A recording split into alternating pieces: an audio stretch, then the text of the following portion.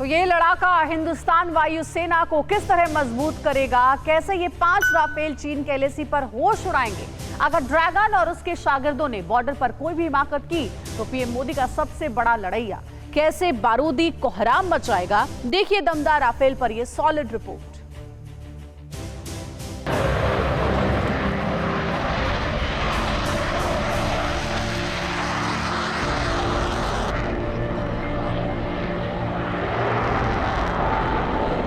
Rafale fighter jet में जो सबसे खास फीचर लगा है वो है Meteor missile.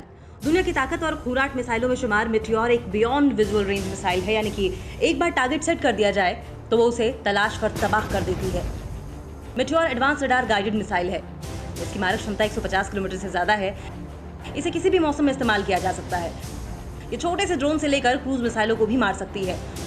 Super fighter jets को भी मिटियोर निशाना बना सकती है। मिटियोर मिसाइल 12 फीट लंबी और 190 किलो वजनी है। मिटियोर के अलावा राफेल फाइटर में एक और मिसाइल लगी है जो अपने ताबड़तोड़ एक्शन के लिए जानी जाती है। नाम है स्कैल्प मिसाइल। स्कैल्प मिसाइल की मारक क्षमता 300 किलोमीटर से ज्यादा है।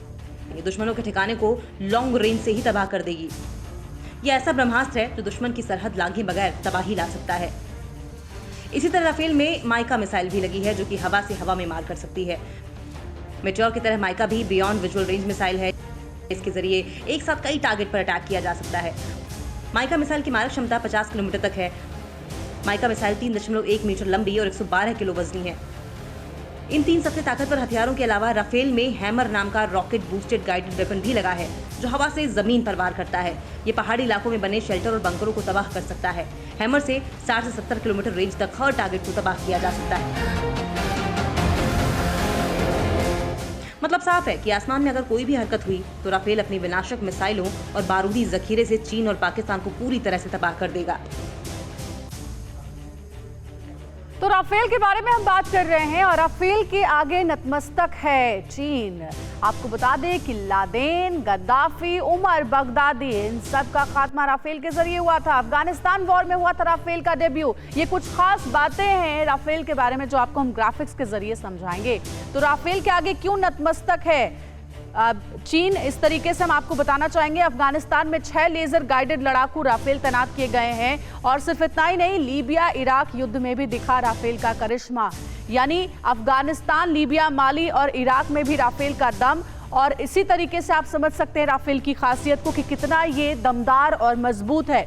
सीरिया में खतरनाक सैन्य ऑपरेशन को अंजाम दे चुका है राफेल। इराक में राफेल के प्रहार ने आईएसआईएस की रीढ़ तोड़कर रख दी थी। अफगानिस्तान में लादेन, मुल्ला उमर के लड़ाकों का संहार भी राफेल ने ही किया था, राफेल के जरिए ही हुआ था।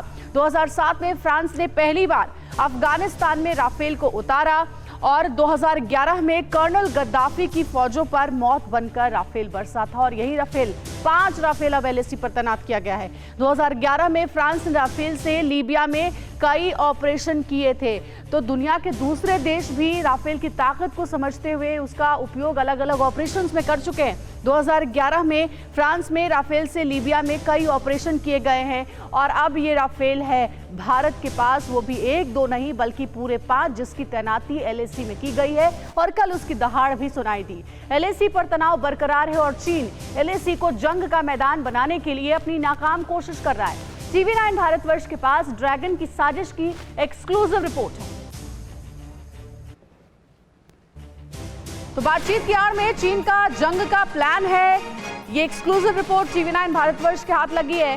आपको बताते चले कि बातचीत की आड़ में हमले की फिराक में बैठा है चीन। जिनपिंग की फौज का सीक्रेट जंग का प्लान है। चीन के पूर्व जनरलों से जिनपिंग ने सुझाव मांगे इस बारे में।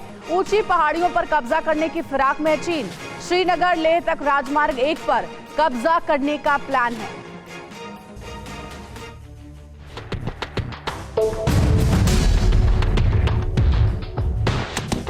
चीन शेर है तो हिंदुस्तान सवा शेर। चीन पीछे से वार करता है तो हिंदुस्तान आमने सामने की जंग में भरोसा करता है। जिनपिंग की सेना में खुल्लम खुल्ला बात करने की इतनी हिम्मत नहीं, तभी चीन अपनी नई चाल से भारतीय फौज को चित्त करने की फिराक में है। एलएसी बनेगा जंग का मैदान।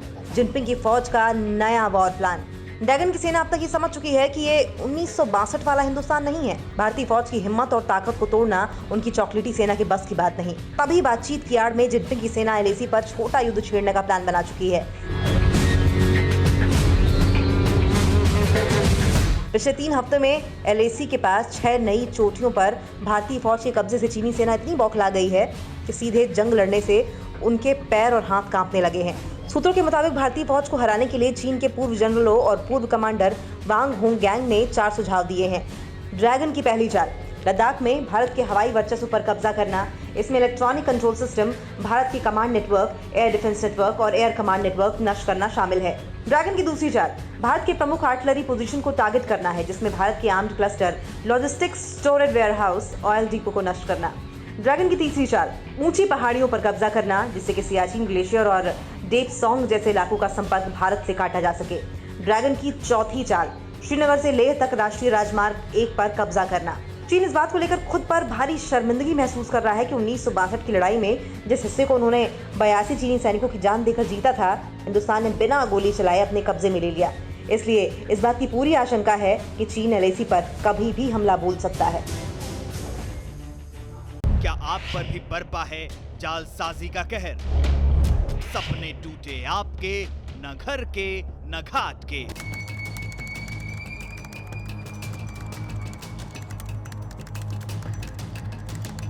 देखिए लूट घर हर रात 9:30 बजे।